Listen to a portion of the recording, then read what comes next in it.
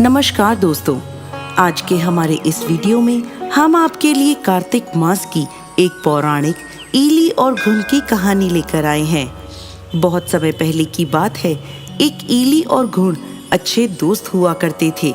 कार्तिक का महीना आया। एक दिन ईली बोली, आओ घुन, कार्तिक का स्नान करने चलते हैं।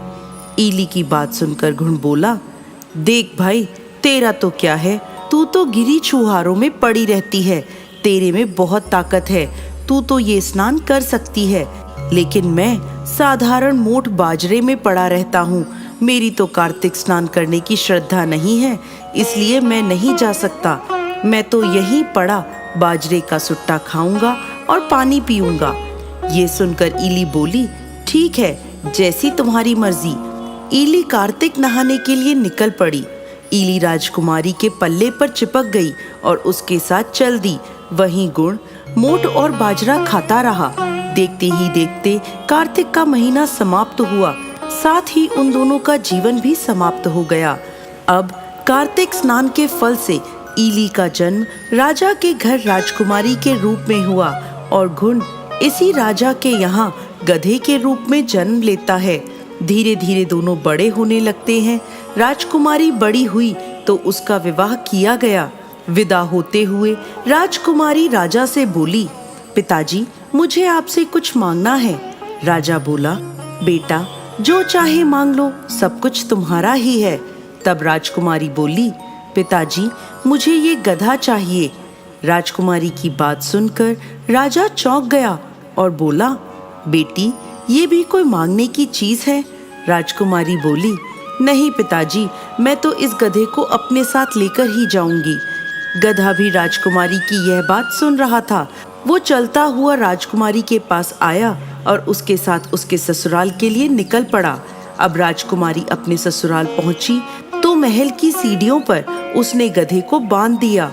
अगले दिन गधा राजकुमारी से बोला, राजकुमारी, आप मुझे अपने साथ क्यों ले आई हैं? तब राजकुमारी बोली, जब तुझे अपने साथ चलने को कहा था तब तो तू बाजरे का सुट्टा और ठंडा पानी पीना चाहता था और मेरे साथ नहीं चला, लेकिन अब तो मैं तुझे अपने साथ ला सकती थी, इसलिए ले आई।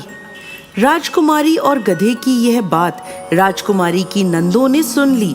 वह दौड़ी दौड़ी राजकुमार के पास गईं और बोली, ये तुम किस जादूगरनी को ब्याह लाए हो? ये तो जानवरों से बात करती है।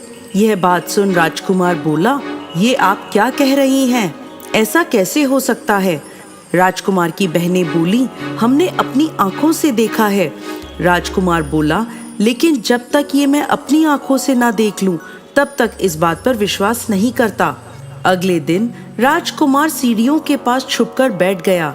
वो देखता है कि उसकी पत्नी गधे के पास गई तो गधा उससे पानी मांगने लगा। तब राजकुमारी ने उसे फिर से वही जवाब दिया। अपनी पत्नी को गधे से बात करता हुआ देखकर राजकुमार ने तलवार निकाल ली और उसके सामने आकर खड़ा हो गया और बोला, तुम जानवरों से कैसे बात करती हो? बताओ, तुम कौन हो? राजकुमारी ने राजकुमार को बहुत समझाया कि औरत का भेद कभी नहीं खुलवाना चाहिए, लेकिन राजकुमार बोला, मुझे सब कुछ जानना है। अभी मुझे सारी बात बताओ कि तुम कौन हो।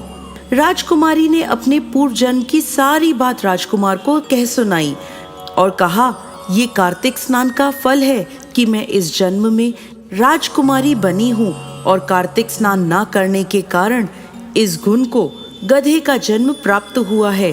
राजकुमारी की यह बात सुनकर राजकुमार बोला, क्या सचमुच कार्तिक स्नान करने का इतना पुण्य मिलता है? राजकुमारी बोली, हाँ, आप खुद देख सकते हैं, यह कार्तिक स्नान का ही फल है कि मुझे राजकुमारी का जन्म प्राप्त हुआ। राजकुमार बोला, यदि कार्तिक स्नान करने का इतना फल है तो हम दोनों मिलकर जोड़े से कार्तिक स्नान करेंगे, ताकि इस जीवन के साथ साथ हमारा आने वाला अगला जीवन भी हम सुख पूर्वक व्यतीत कर सकें। कार्तिक मास आने पर दोनों ने जोड़े से कार्तिक स्नान किया। जय कार्तिक महाराज।